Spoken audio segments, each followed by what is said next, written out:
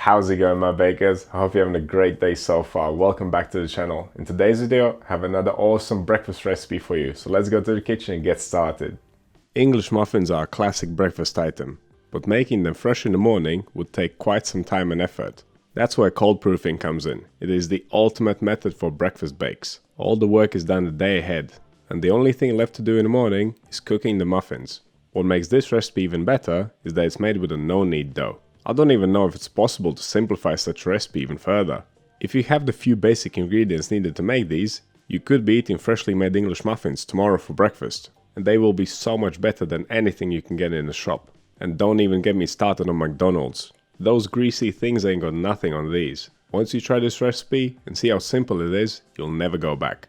So let's just get to it and see what exactly we need to make these. Starting with the ingredients, we'll need some white bread flour, milk, yeast, salt, an egg yolk, butter, some sugar or some honey, and some semolina or polenta for dusting, which will give them that unique looking crust. And those are all the ingredients that we need. As for the equipment, we'll need a large pan for cooking our muffins, we'll need a bowl for mixing our dough, we'll need scales, a dough scraper, temperature probe, and that is it when it comes to the equipment. When it comes to no-knead dough, the temperature control is slightly different. Since we're not kneading it, it's not going to warm up that much, so we must use slightly warmer milk than we normally would. We are aiming for a final dough temperature of around 25 degrees Celsius or 77 degrees Fahrenheit. My kitchen is around 23. I'm using milk that's 22 degrees, and it would seem that the dough wouldn't come up to 25 degrees. But we are using melted butter in this recipe, which will be slightly warm, and it will raise the temperature of the dough. And the reason for using melted butter is because this is a no-knead recipe.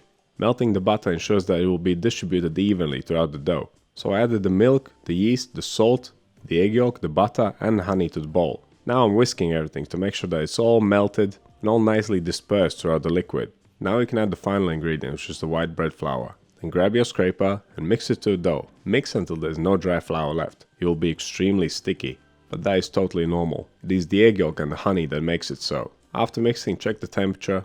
If your dough was cooler or warmer, adjust the fermentation times up or down. Now we can start bulk fermentation. Cover the dough and leave it for 15 minutes. When it comes to no-knead recipes, kneading is replaced by folding. So after 15 minutes of fermentation, dust your dough with flour, pop it out on the table and give it its first fold. Stretch it out, then fold the edge over the middle, keep going around in a circle until you reach the point where you started. If it starts sticking too much, dust it again with some flour. Once you have finished folding it, flip it smooth side up and tighten it against the table. It's always best to have quick hands and a light touch when you're working with a sticky dough like this one. As we perform more folds, you'll get less and less sticky and more cohesive. After you've done the first fold, pop the dough back into the bowl, cover it up and leave it to ferment for 15 more minutes. After the second fermentation stage, we can perform another fold. And it goes exactly the same as previously. Dust your dough, pop it out on the table, give it a fold, tighten it up, pop it back into the bowl, cover it up and leave it to ferment for 15 more minutes. Now we can perform the third and final fold. After the last fold, the dough should be nice and tight and not too sticky at all. Place it back into the bowl and give it 15 more minutes of fermentation. So the bulk fermentation stage of this dough takes 1 hour. After bulk fermentation, we must divide our dough.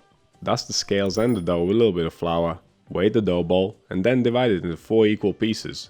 If you are planning to make more than 4 muffins, simply double or triple all the ingredients. But I would suggest cutting down the bulk fermentation time slightly, because a larger dough tends to ferment more rapidly. So maybe instead of 1 hour, give it 48 minutes. Folding the dough in 12-minute intervals. Okay, after dividing, we must shape these things. Again, use a light dusting of flour because the dough is sticky, and the shaping works the same way as the fold did earlier. Flatten the dough, fold the edge over the middle, going around in a circle until you reach the point where you started. Then flip it smooth side up again, tighten it against the table, and lastly you can pick it up and pinch the seam together at the bottom. Now repeat with the rest. After shaping, we must coat them in the semolina or polenta, whichever one you decide to use.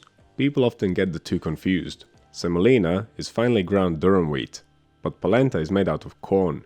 When it comes to this recipe, it doesn't matter which one you use. Once the dough balls have been coated, place them on a tray with some non-stick paper and leave some gaps between them because they will rise up a bit and spread out. Now we can pop these bad boys in the fridge for 12 hours of cold proofing. Saying that, you could easily forget them in there for 24 hours. The ones I'm making right now were in the fridge for around 24 hours.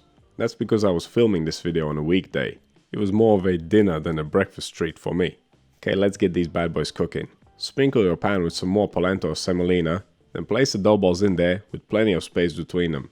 If you don't have a large pan, just cook 2 or 3 at a time, and keep the rest in the fridge whilst you're cooking the first batch. After placing them in a pan, gently flatten them. And this is an important step, because as they cook, they will blow back up. If you do not flatten them, they will still blow up, but they will get all misshapen. They'll get weird bubbles on the sides, and it'll be all wrong.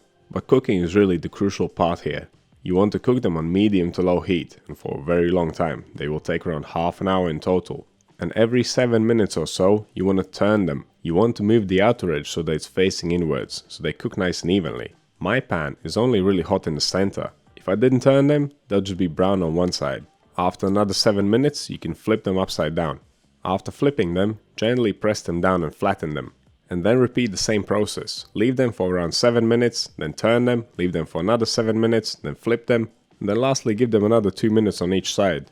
You want to cook them until they have a nicely browned crust, and it should take no less than half an hour in total. Because the muffins are relatively thick, definitely thicker than a flatbread, and of course they are cold from the fridge, all of that requires gentle, slow heating in order for the middle to be fully cooked before the outside is burnt.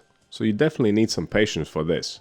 But saying that, it doesn't take longer than any other breakfast bake. This is how they should look when they are done. You would instantly recognize this as an English muffin. That beautifully brown crust with a nice semolina coating. That's it. All you need to do now is leave them to cool down slightly, then crack them open, toast them up and enjoy. I always used to slice mine in half with a knife. I always heard people saying that you should crack them open with a fork, but I could never figure out how it's done. As it turns out, it's pretty simple and it makes total sense. Grab a fork and stab the muffin, and repeat that step all the way around the edge. Then gently crack it apart using your fingers. You'll end up with this rough kind of surface, which is that texture that everyone's looking for. You could toast them first and then butter them, or you can go the peanut butter and jelly way. I like to spread butter on mine and then drop them in a hot pan.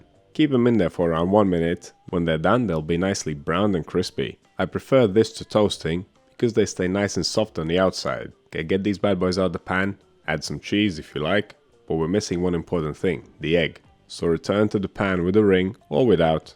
The ring just makes it all nice, neat and perfect, but it's certainly not necessary. I mainly do this for the video and the pictures.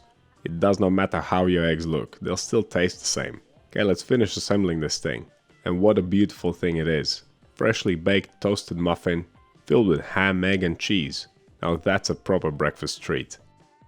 So what do you think of this recipe? Have you ever made English muffins before? Let me know down in the comments. If you want to see more videos like this one, click over here. Subscribe to the channel, click right here. That's all I have for you today. Thanks so much for watching. I'll see you in the next one.